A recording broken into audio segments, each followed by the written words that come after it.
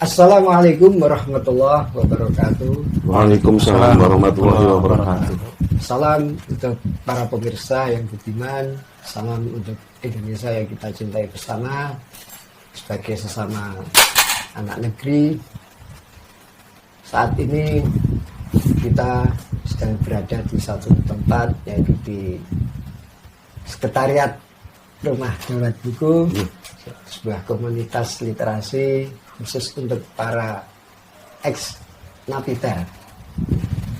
Alhamdulillah sekali di pagi menjelang siang yang cerah ini kita akan bincang-bincang tema yang sangat-sangat menarik dan aktual, dan ini memang harus dibicarakan, disampaikan, diviralkan, karena ini menyangkut generasi bangsa ya. Generasi bangsa yang merupakan asa dan potensi untuk negeri kita tercinta ini, NKRI, tentu saja harus mendapatkan mention, perhatian bagi semua. Nah, nanti akan saya bocorkan apa tema podcast kita ya, pertemuan hari ini. Yang pertama, yang terhormat Bapak Jamil untuk menyampaikan tema seperti ini. Silakan Bapak. Terima kasih Pak Sofa atas undangan kepada kami di dalam podcast ini di Rumah Rudalku terkait tema perkutan. Perkutan anak-anak dan remaja untuk pemahaman kekerasan melalui media sosial. Memang ini fenomena yang menarik. 1 hingga 2 tahun terakhir ini seakan terjadi transformasi, perubahan terkait dengan metode dan sasaran siapa yang akan direkrut. Lebih cenderungnya ke anak-anak dan remaja melalui media sosial. Walaupun sistem dan metode perekrutan sebelum-sebelumnya oleh kelompok jaringan terorisme itu tidak ditinggalkan, tidak. Tapi justru ditambah bertransformasi ke anak-anak dan remaja lewat media sosial. Adapun kenapa ke anak-anak dan remaja? Pertama, karena anak-anak remaja ini belum memiliki daya kritis yang kuat. Dengan tidak memiliki daya kritis yang kuat ini, maksud dari perekrut adalah untuk mempermudah di dalam membentuk dan mengarahkan terkait ideologi dan emosionalnya. Ini yang 2 hal ini sudah kita didik, sudah kita teliti. 2 hal itu yang menjadi tujuan utama dari para propagandais yang terstruktur dan para perekrut. Jadi 2 ini yang harus kita pahami. Ini cukup berbahaya. Artinya ini ada kesengajaan dalam anak-anak ini masih emosional, masih mencari makna hidup, masih mencarikan solusi, jatuh ke literasi di media sosial yang beraneka ragam banyaknya seperti itu. Kecenderungannya mereka banyak yang memilih ke pemahaman kekerasan karena tadi daya pikirnya belum kritis dan mudah untuk dibentuk secara ideologi dan emosional. Ini harus hati-hati untuk kita semuanya. Namun Pak, memang tidak semua anak-anak terfokus ke kelompok radikal yang ISIS, yang ke terorisme.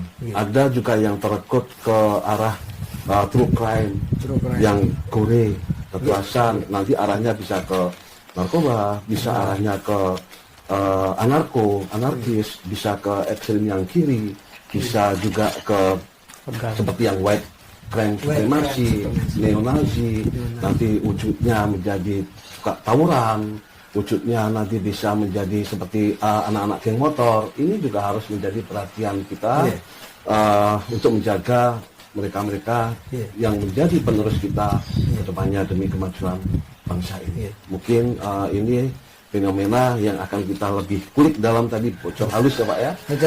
Semoga masyarakat bisa tercerahkan. Jadi headline-nya buat kami, permasalahan ini adalah dari faktor keluarga, faktor lingkungan sosial Iya. dan pendidikan, tempat sekolah itu sendiri karena menyangkut anak-anak remaja, dan nanti bagaimana kita berperilaku di media sosial.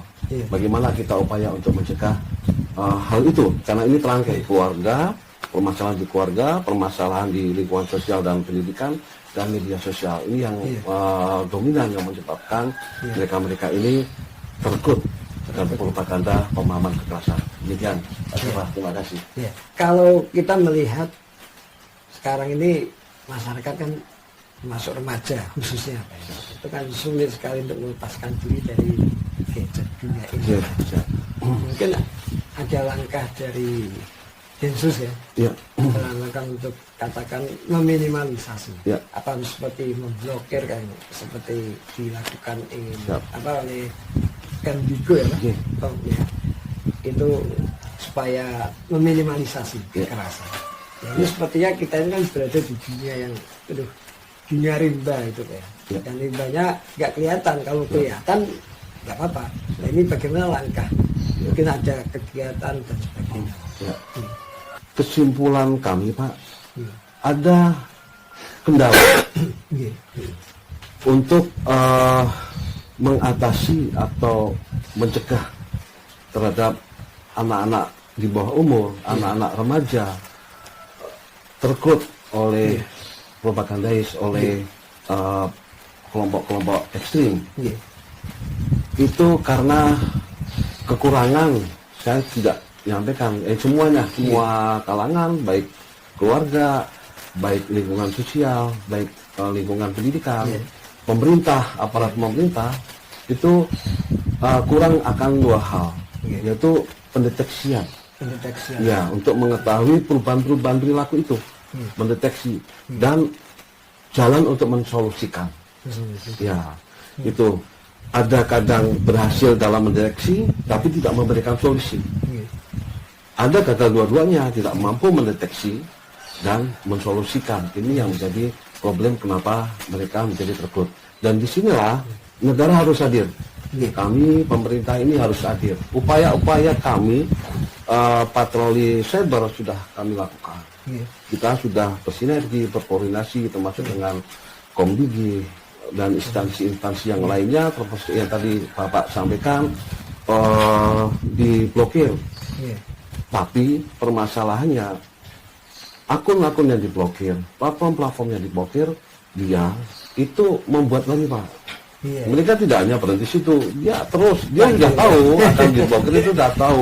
Ibarat kata, dimatikan satu, dia tumbuh 2, 3, dan lebih. Nah ini yang menjadi problem buat kami. Tapi tadi kita akan terus berupaya itu sebagai bentuk pertanggungjawaban kami, bagian dari negara harus hadir. Untuk itu kami juga mengharapkan semua juga terlibat, keluarga terlibat, lingkungan sosial terlibat, dinas pendidikan sekolah terlibat, instansi Pemda, kementerian, lembaga negara yang lain untuk terlibat masalah ini, karena bagaimanapun juga mereka adalah generasi-generasi kita. Jangan sampai negara ini nanti hancur oleh generasi kita ketika nanti sudah tumbuh dewasa, ini menjadi besar. Kita sulit untuk mengantisipasi jika permasalahan di hulu ini tidak kita segera tangani. Seperti itu, Pak Sofa. Tentu ini akan menjadi kajian kedepannya yang penting. Bagaimana untuk kita beradaptasi terhadap teknologi yang baru, yang sekarang sudah banyak kita pakai, banyak kita nikmati. Tentu saja kita tidak bisa meninggalkan begitu saja, karena ada banyak sesuatu hal yang baik, walaupun ada sesuatu hal yang tidak baik di dalamnya. Tetapi untuk mengantisipasi dalam jangka pendek, saya kira kita harus bersinergi sama-sama. Dari yang titik terkecil keluarga sampai ke negara, itu harus adil seperti yang tadi saya sampaikan. Kita harus mensosialisasikan. Kenapa seperti Farhan yang terjadi dengan Farhan? Ini kan ibarat kata, kenapa dia mencari afiliasi di media sosial? Karena sebelumnya Farhan merasa sendiri. dengan problematik yang ada. Iya. Artinya secara offline, pergaulan di rumah, di keluarga, pergaulan di luar rumah, lingkungan sosial, di sekolah, secara offline, ini tidak menemukan keluarga sejati, ibarat kata. Untuk curhat, untuk mencarikan solusi, ini tidak dapat. Sehingga anak-anak seperti Farhan ini mencari keluarga sejati di media sosial. Nah, sementara di media sosial itu penuh dengan diskusi, interaktif, memberikan solusi-solusi oleh propagandis tadi. Ini masalahnya, oleh perkrut tadi. Dia merasa nyaman sebagai keluarga sejati, kalau saya dibilang keluarga sejati. Namun Pak, para propaganda, para perkrut di kegiatan online di media sosial, ternyata ini kan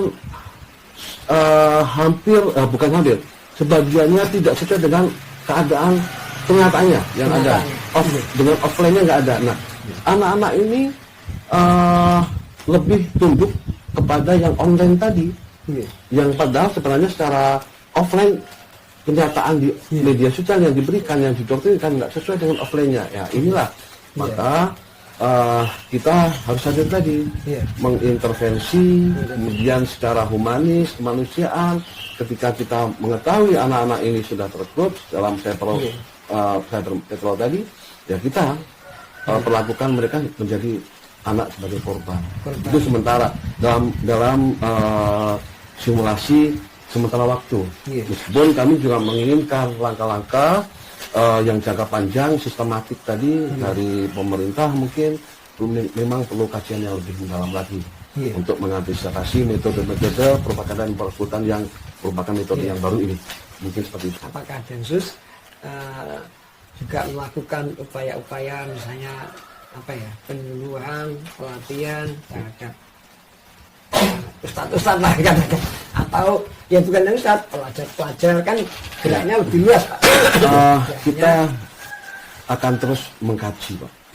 Kebetulan kami sudah bersama-sama dengan lebih dari 100 anak yang tersebar di seluruh Indonesia dalam penanganan anak sebagai korban dari pemahaman kekerasan ini, radikal dan terorisme. Kita akan terus kaji dengan profesional, psikolog, akademisi, dan lain sebagainya. Termasuk bersama Rudalku juga. Rudalku juga. Promosi. Kita tampil aja. Setelah dikaji lagi, kita akan survei. Artinya secara akademis tetap akan kita lakukan untuk menentukan cara yang paling tepat ke depan seperti apa. Kemudian kita terus berkoordinasi, bersinergi. Di dalamnya ada diskusi-diskusi juga dengan kementerian dan lembaga, dengan Kementerian Pendidikan, dengan KPAI dan lain sebagainya, dengan Pemda dan sebagainya. Langkah-langkah apa yang harus kita lakukan? Artinya kita memberikan edukasi tersebut, menyampaikan fakta-fakta apa yang terjadi dalam konteks bukan untuk menakut-nakuti, tapi dalam hal untuk pencegahan. Karena kita ingin mencegah dari hulu, jangan sampai kita hanya untuk menangani ketika mereka berbuat, ada penegakan hukum dan sebagainya, tapi kita akan maksimalkan di sektor hulunya dengan pencegahan itu. Kalau terjadi ya kita akan upayakan untuk deradikalisasi yang seperti yang dialami oleh Farhan dan teman-temannya itu banyak sekali. Jadi kita akan terus lakukan. Dan kita juga berkoordinasi dengan Komdigi juga. Cuma permasalahannya ya tadi Pak, ketika kita sudah melakukan patroli, kemudian ada yang kita blokir dan sebagainya, mereka membuat lagi literasi itu, bahkan didesain sedemikian rupa dalam bentuk video yang menarik anak-anak.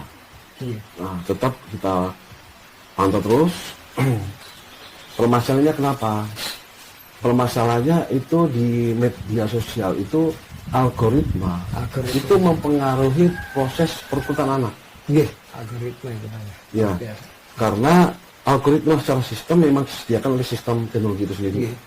Dan si orang yang melemparkan platform akun itu kadang juga bisa membayar supaya naik rating dia, sehingga banyak orang yang melihat itu dan dia muncul terus menerus, sehingga ketika seperti Farhan ini melihat literasi yang seakan menjadi solusi dia baca menit ini, jam berikutnya dia membaca lagi, hari berikutnya secara algoritma kan dia muncul itu terus Pak, sehingga pembanding literasi itu nggak ada.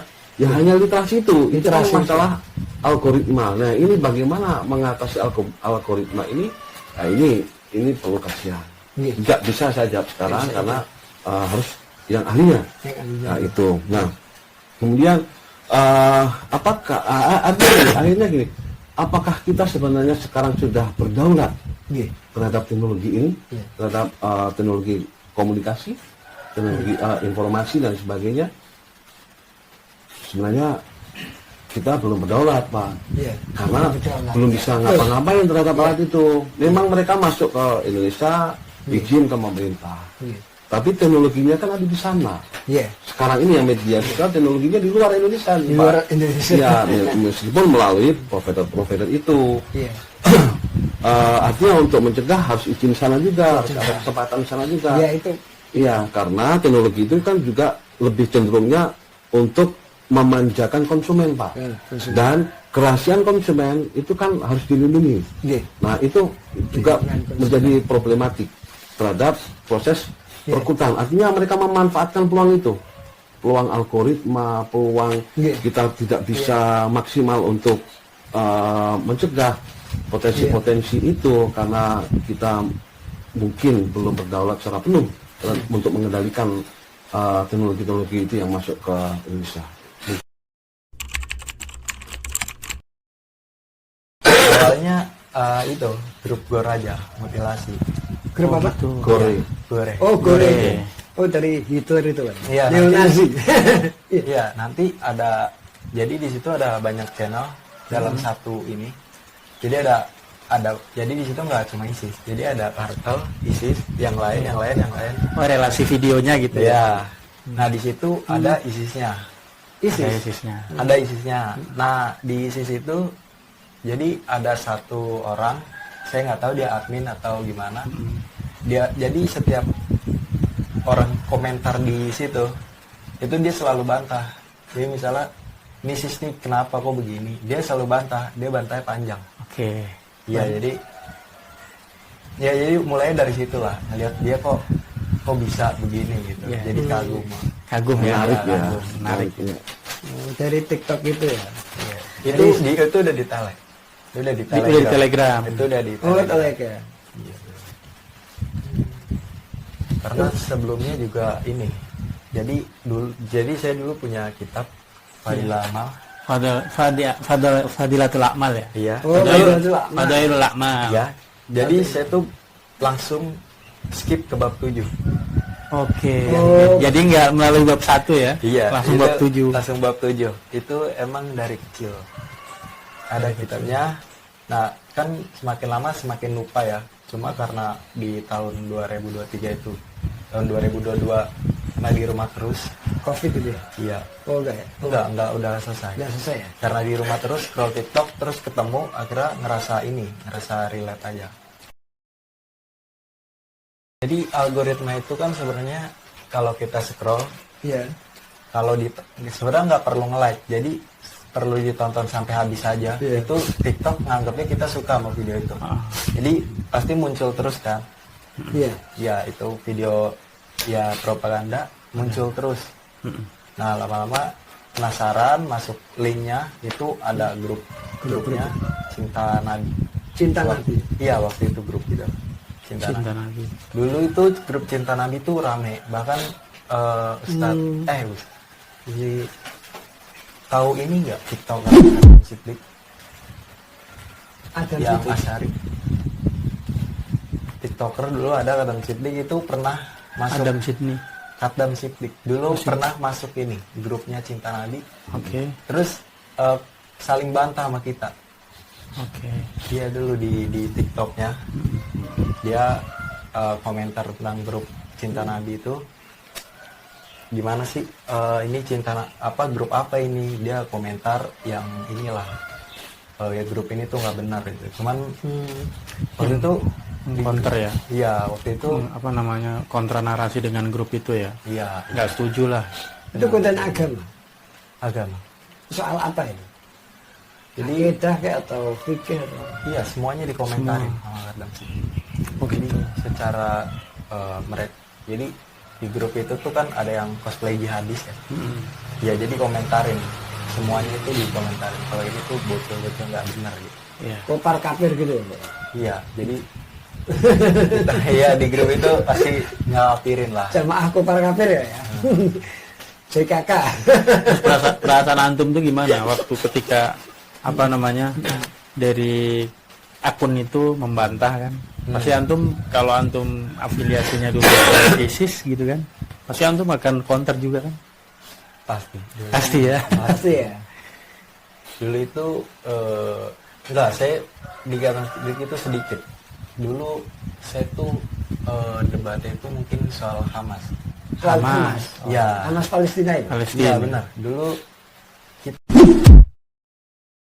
kita itu ngekafirin Hamas. Mengkafirin Ya. Hamas. Iya, cuman di grup itu ternyata nggak semuanya ini ngekafirin. Jadi Farhan termasuk yang mengkafirin. saya ikut. Farhan termasuk yang mengkafirkan Hamas. Termasuk. Kenapa? Jadi dulu jadi ada satu admin, ada beberapa orang yang saya kenal namanya Zaid. Ada Zaid, ada Fadli, ada Jahra, si Lintang. Ya mereka gitu. Mereka punya dalil untuk mengkafirkan Hamas. Iya. Oh, Punya oke. bukti-bukti versi mereka lah ya. Iya. Tapi Argumen. pas di grup lain ternyata enggak. Ternyata mereka ada yang ini juga, ada yang marah kalau Hamas ini dikafirkan. Padahal mereka masih satu ini. Untuk grup Satu grup. Enggak, beda grup tapi masih satu ini ISIS. pemahaman. Ya satu pemahaman gitu. Jadi walaupun satu pemahaman masih berantem lah di situ. Iya. Game-game permainan itu Roblox di- itu Roblox juga ya? Ya, jadi gini, sebenarnya nggak ada yang direkrut dari game. Iya. Jadi kebanyakan dari media sosial, Lari mereka ke masuk grup, mereka diajak main biar seru nih, biar asik. Grup itu biar gak bete. Mereka main Roblox. Di Roblox itu mereka ya itu gambar-gambar isi perang-perang. Iya. Kadang-kadang mereka punya aplikasi sendiri selain Roblox yang memang temanya perang. Bicaraan yang wah mengkopar kafirkan NKRI negeri kita ada nggak? Dulu saya ini kan, jadi iya dulu saya sempat dikafirin juga di grup itu. Kalau nggak salah. Oh, antum dikafirkan. Iya, gara-gara dulu kan saya curhat ke mereka ya kalau saya pengen kerja di Jepang. Oh, ini. Mereka bilang kalau hijrah ke negeri orang kafir itu Hukumnya haram. ya, jadi lebih baik hijrah ke Negeri Muslim. Diarahkan kemana itu?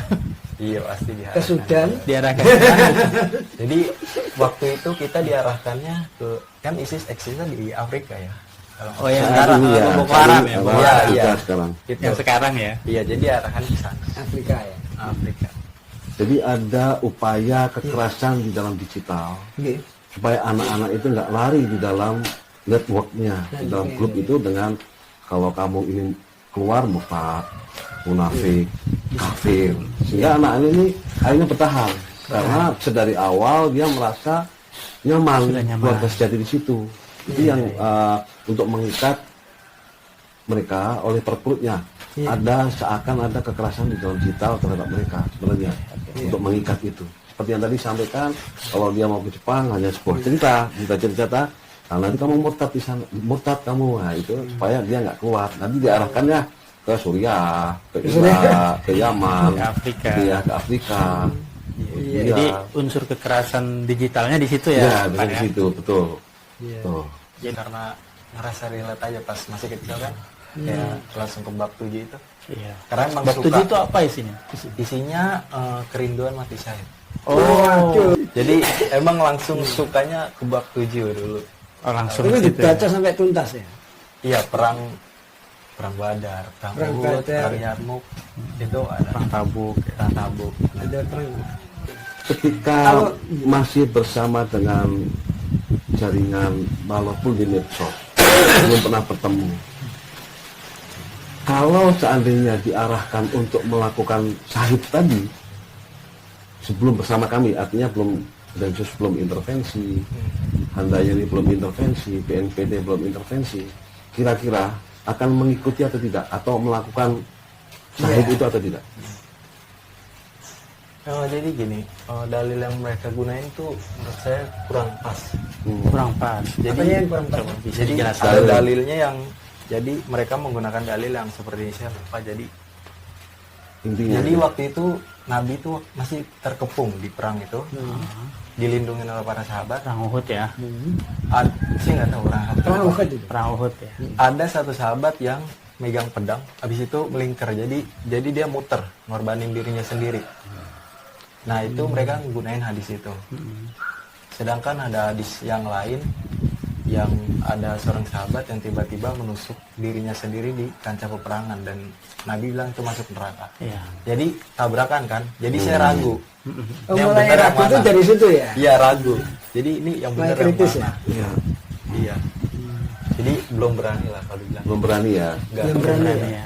Iya. Karena masih ada kegamangan. Keraguan. Iya ini yang benar yang mana ini? Ya. Yang buat saya penasaran tuh biasanya kalau orang sudah termonitoring oleh aparat, oleh Densus, berarti tingkat aktivitas dia di sosmed itu kan aktif, cukup aktif gitu kan. Iya. Pas itu kan termonitor tuh. Nah itu yang buat saya penasaran tuh segarang apa sih seorang Farhan tuh gitu kan. Iya iya. Jadi cerita dong. Sebenarnya di grup itu kan suka bercanda ya. Segar canda. Bercanda yang misal mau ngebom. Oke. Kadang ada Oh, yang iya. ada yang niat sampai motok gedungnya. Oh gitu. Oke oke. Tapi itu Di Jakarta bercanda. atau di mana? Ada yang di Jakarta. Oh, ada Biasanya yang Jakarta motor. ya. Ada juga yang udah ngerakit. Itu di Jawa Tengah. Udah merakit. Di foto juga, Di video. di video nggak lah? Iya. Rakit bom. Iya, tapi bomnya masih asap. Oke. Dan mereka bercanda kalau mereka ini bakal ngelempar bom asapnya buat nyerang. Oke. Itu ya seusia kan? Iya, Bisa dengan Farhan. Susia, tapi saya nggak mau sebut namanya. Iya nggak sebut namanya. Ya, jadi dia sama usianya 16 tahun dan kebetulan dia adminnya lebih pinter ilmunya. Jadi saya justru kagum sama dia waktu itu. Oh pengagumnya, pengagum adminnya. Itu dia belajar ngebom katanya dari mana? Dari mana? Sesudah. Ya pasti ada materinya. Jadi di Telegram ada materi-materi. Di Telegram ya? Iya. Itu di grup ya? Telegram. Iya, pasti. Di share ya? Bisa. Daerah lah ya. Tapi itu berlangsung bertahun-tahun ya, sehingga siap untuk ibarat kata aksi teror gitu. Oh iya betul, perbedaannya juga kalau Generasi zaman sekarang, ah, dengan sekarang. perbedaan zaman sekarang dan Generasi. zaman dulu. Kalau sekarang itu kayaknya instan ya Pak ya? Nah, itu. Cepat ya. sekali. Iya. Jadi baca tutorial langsung praktek, terjadilah Iya. tindakan-tindakan yang beresiko. Ya. Beda dengan kita dulu, lebih hati-hati tuh. Karena kita tahu Bertahun-tahun ya, bisa ya? kita tahu konsekuensinya, prosesnya itu bertahun-tahun. Bertahun-tahun. Kalau kayak Farhan itu berapa lama pengaruh dari masa satu bulan atau satu hari Enggak, atau setengah lama. hari? Lama Satu juga. hari bahkan. Satu Satu hari hari. itu, wah, Masya Oh Allah. yang dirasakan satu hari. Mungkin enggak, sebelum di TikTok mungkin 1 minggu kali ya kali itu. Pas masuk baru. Artinya Oh, nggak iya. sampai hitungan tahun ya. Enggak sama. Wah nggak sampai ya? Iya kan? Berarti instan tuh cepat sekali. Yang lain juga sama. Jadi grup itu Banyak penuhnya- sekali nih. Ya. Luar grup itu biasa. penuhnya cepat sekali. Jadi tiba-tiba udah 300 saja. Dan semuanya itu pro. Yang nggak pro itu biasanya didebatin, habis itu dia muak, dia keluar. Ya, jadi dulu ada namanya Musa, dia yang ngedebatin kita, keluar dia, karena dia muak kan. Karena kita spam terus dia. Spam. Tapi yang menariknya Gus, apa yang dirasakan sama Farhan dulu kita merasakan juga. Jadi ketika kita mau coba membuka pintu diskusi dengan pihak luar, membuka cakrawala, itu benar-benar ditutup oleh komunitas kita, kelompok ya. Salah satu menggunakan metode antum Kalau misalkan ke Jepang tadi ya, antum bisa kafir karena hijrah itu harusnya dari negeri kafir ke negeri muslim. Iya. Begitu, ya kan? Itu kan makanya Samaannya ya. akhirnya kita takut. Terus ada insiden lah yang bikin saya di rumah terus gitu. Begitu. Ya jadi kan saya sempat di muslim satu kampung. Dia kan? Muslim satu kampung. Kenapa? Satu RT lah ibaratnya. Itu RT kayak gini ya. Apa tuh faktornya? Iya, jadi faktornya dulu sepele sih sebenarnya. Gara-gara dulu abah saya itu masang listrik depan rumah buat kucing sebenarnya. Cuman ada orang iseng dipegang, dia kesetrum kan. Ya udah. Meninggal. Enggak meninggal. Kesetrum biasa aja sebenarnya. Biasa. Nah, jadi orang di situ anggapnya emang sengaja dipasang di situ. Buat ngelukain orang. Nah, di situ banyak yang ini. Jadi saya tuh di situ berasa Membuli ya? Iya, berasa Kita termarginalkan. secara lingkungan sosial memarginalkan keluarga, hanya Farhan juga ikut jadi korban, sehingga pergaulan di lingkungan sosial itu membuat Farhan tidak nyaman. Oke, para pemirsa, kayaknya kita sudah berada di tubir waktu. Ya. Kita minta sekarang pesan-pesan terakhir dari Bapak Dhani. Silakan Pak. Terima kasih untuk kesempatan memberikan pesan-pesan yang terakhir ya Pak ya, terkait dengan pesan pembicaraan terkait kita dengan ini, tema kita. menyimak dari hal yang tadi disampaikan, kiranya pemirsa juga bisa mengetahui bahwasanya kami aparatur negara Densus 88 itu diamanahkan oleh bangsa ini melalui Undang-Undang Nomor 5 Tahun 2018 untuk mencegah, utamanya untuk mencegah supaya aksi terorisme itu tidak terjadi, Pak. Iya. Ini suatu amanah yang berat buat kami. Iya. Kenapa? Untuk mencegah seseorang atau kelompok orang mau melakukan aksi teror, maka kita harus mengetahui niat orang loh Pak. Iya. Sulit nggak Pak kira-kira untuk bisa mengetahui Identifikasi. niat orang itu mau melakukan. Kemudian niat itu, motif itu kita terjemahkan di dalam unsur-unsur pasal. Iya. Bagaimana Iya. kami melihat niat supaya kita bisa mencegah. Nah, ternyata niat itu dipengaruhi oleh 3 unsur, Pak. Iya. Itu cara kami melihat. Iya. Satu, itu dari sikap atau attitude. Yang kedua, dari norma subjektif. Dan yang ketiga adalah kontrol perilaku itu. Bisa kami jelaskan. Yang pertama, sikap atau attitude itu keyakinan seseorang atau kelompok orang itu positif atau negatif terhadap pemikirannya. Artinya ketika tadi seperti Farhan banyak diberikan narasi-narasi, doktrinasi sehingga menormalisasi kekerasan, maka cenderungnya terhadap kekerasan yang positif, Pak. Dia akan lebih cenderung untuk melakukan. Makanya Mas Farhan dan teman-temannya kita amati, kita monitor seberapa banyak narasi yang masuk ke Mas Farhan dan teman-temannya. Karena ada potensi mendekati untuk melakukan, Pak, suatu saat nanti. Nah, itulah unsur pencegahan. Yang kedua, secara norma subjektif, Pak. Mas Farhan ini bersama siapa? Yang mendoktrin siapa? Yang merekrut siapa? Ideolognya siapa? Nah, norma subjektif itu yang mendorong, memberikan persetujuan. Misalnya ideolog, kamu lebih baik melakukan karena itu bentuk pertobatan, seperti itu Mas ya. Maka cenderung si orang ini akan melakukan aksi amalia. Karena ada pengaruh dari lingkungan sekitar, dari ideolognya, perekrutnya, pendoktrinnya, teman-temannya. Lebih cenderung lebih baik kamu obat dengan aksi amalia, contoh seperti itu. Dan yang ketiga, kontrol perilaku. Kontrol perilaku ini seberapa mudah atau sulit untuk melakukan.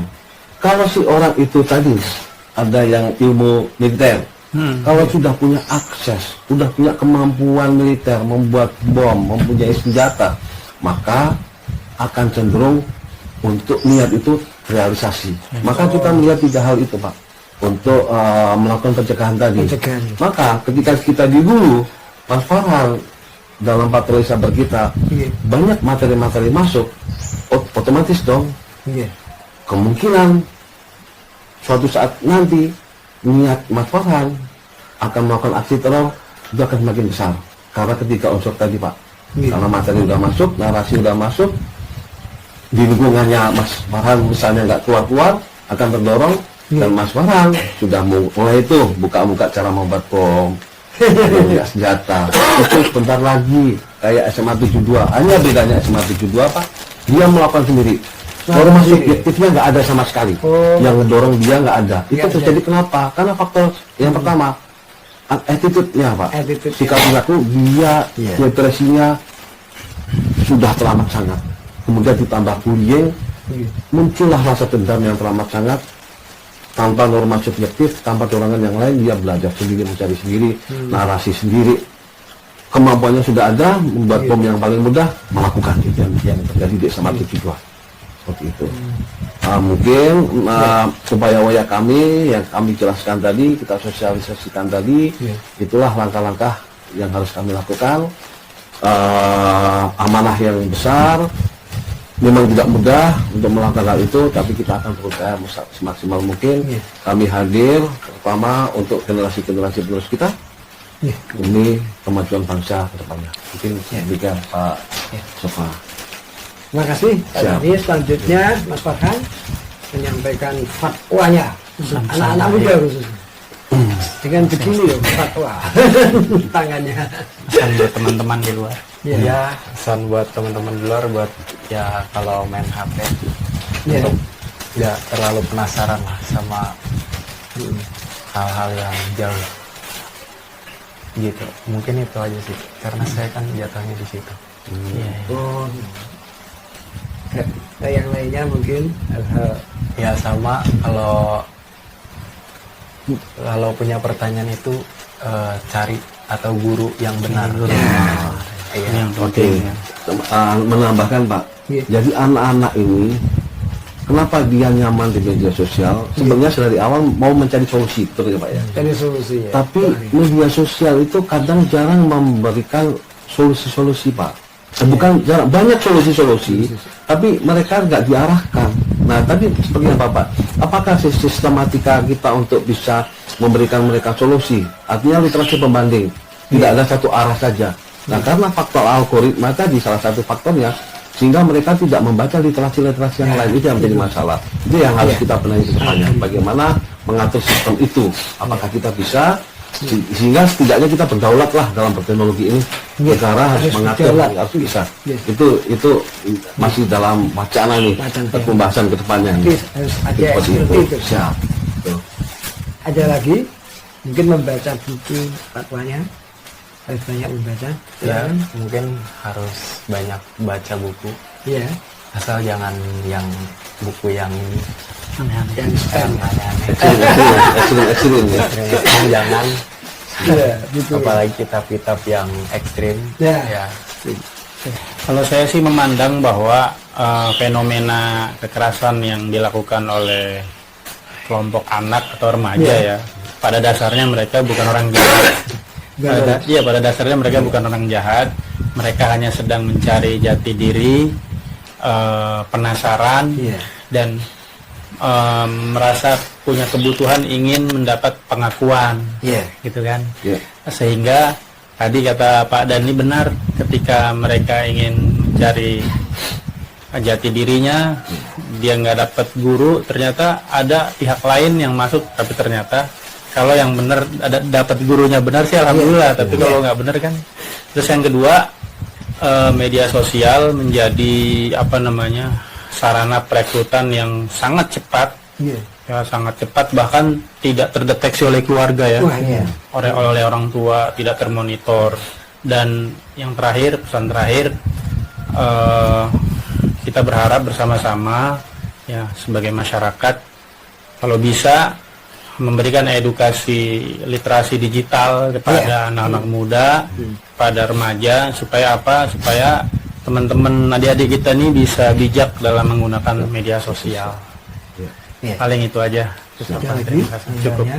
Terus untuk fatwa amaliyah. Amaliatnya apa? Tadi Tadi pesan terakhir juga bahwa kita nih yang kaum muda ya, khususnya Farhan dan teman-teman, kita semua lah ya, perkuat lagi literasi. Ya, banyak di dunia ini orang pinter gitu kan. Kita bisa pilih-pilih yang kira-kira kita punya keinginan bagus, baik, dan dikenal di masyarakat tentunya gitu. Masyarakat sepakat bahwa ini orang alim gitu loh. Insya Allah itu cukup jadi pegangan kita daripada kita berpegang pada yang masyarakat belum kenal gitu kan. Paling itu aja sebenarnya.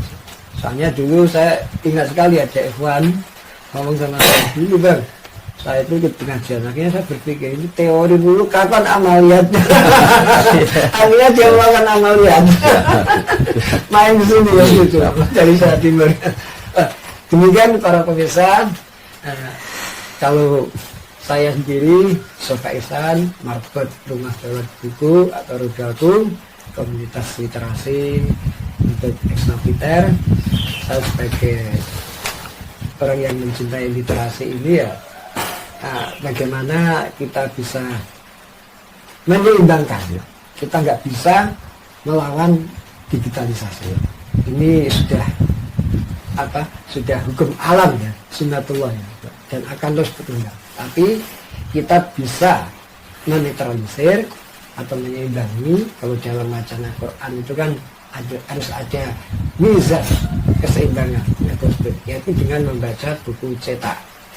Ada sebuah penelitian yang harus saya sampaikan di akhir pembicaraan kita ini. Buku-buku cetak itu bisa memberikan resistensi terhadap sikap-sikap kekerasan, radikal dan sebagainya. Itu buku cetak. Karena apa? Kalau membaca buku cetak itu kan harus sampai selesai. Apalagi novel. Novel itu kalau hanya sampai halaman 25 atau bab 7 tadi, ya wah belum berapa, harus sampai tuntas ya. Harus utuh. Kalau buku-buku digital, informasi digital itu lebih rentan membuat orang, yaitu tadi kekerasan, pengaruh-pengaruhnya, apalagi wah gampang sekali mau ngulik kelompok yang di luar sana, itu sangat rentan dan itu terbukti sekali. Kalau yang terpengaruh buku cetak mungkin persentasenya masih sedikit ya. Jadi harus kembali ke buku cetak, kita membaca, kita seimbangkan. Dan pengaruh medsos ini luar biasa. Kalau di Jakarta kan ada satu keluarga 19 orang berangkat ke Suriah. Tapi akhirnya kan dia sadar pulang. Tapi ada juga di Jakarta 18.